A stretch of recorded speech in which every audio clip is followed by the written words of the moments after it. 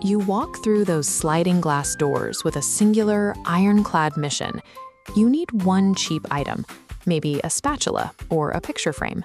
But 2 hours later, you emerge blinking into the parking lot, pushing a cart overflowing with tea-light candles, a potted plant, and a Swedish rug you didn't know you needed. It is easy to chalk this up to a lack of self-control, but that cart full of impulse buys is the result of an environment engineered to exploit human biology. Our brains evolved for simple, linear threat response scenarios, not for navigating a highly optimized commercial labyrinth. Retailers use the actual physical architecture of the building to override your rational intentions, guiding you along a specific, unavoidable path. The moment you step inside, you stop being an independent shopper making conscious decisions. You are a subject navigating a highly controlled psychological experiment. Most grocery and department stores prioritize efficiency. They use clear aisles and logical groupings so you can find your items and leave. Here, that logic is intentionally discarded. Architects call this the Gruen Effect. By forcing you down a confusing, winding, one-way path, the layout deliberately disorients you and severs the link to your original objective. Notice how there are rarely any windows or visible clocks. By removing external environmental cues, the space reduces your sense of time and lowers your cognitive defenses. Because the pathway is largely a one-way street, walking backward is physically and socially awkward. If you see an item you might want, you put it in your cart immediately, because you know it will be nearly impossible to find it again later. This spatial disorientation is a tool for psychological submission. It completely overrides the shopper's initial reason for entering the store.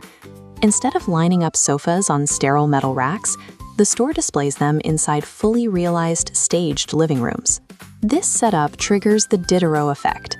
When you see a cohesive room, your brain doesn't just evaluate the sofa. It starts desiring the matching rug, the lamp, and the coffee table required to complete that specific aesthetic identity. Strategically placed mirrors inside these mock rooms force you to catch your own reflection, physically projecting your image into this engineered lifestyle. Along the way, you encounter massive bins overflowing with small, cheap items, a merchandising tactic known as bula bula. The sheer volume of piled goods signals extreme abundance, prompting you to grab a handful of items without thinking. Buying a single lamp becomes cognitively painful when the environment is designed to sell you an entire lifestyle and a mountain of bargains. About 2/3 of the way through this labyrinth, your brain starts to crash. You have processed thousands of visual cues, and decision fatigue sets in.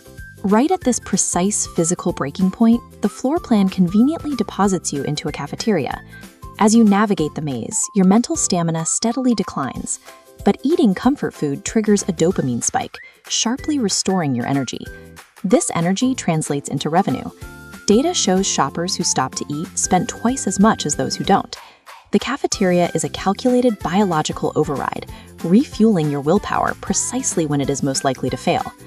You finally navigate the checkout line, load the flat cardboard boxes into your car, and drive home, assuming the psychological manipulation ended at the cash register. But the final trap springs when you open the box. Behavioral economists call this the IKEA effect, a cognitive bias where humans irrationally overvalue items simply because they expended physical labor to build them. By forcing you to assemble your own desk or chair with a tiny hex wrench, the retailer turns a frustrating inconvenience into a massive psychological asset. The effort you invest creates a false sense of ownership and pride. That satisfaction effectively erases the mental pain of paying for the item, guaranteeing you will return to the store the next time you need a lamp or a rug. That surge of pride over a crooked bookshelf proves the success of the experiment. You have finished assembling your own cognitive bias.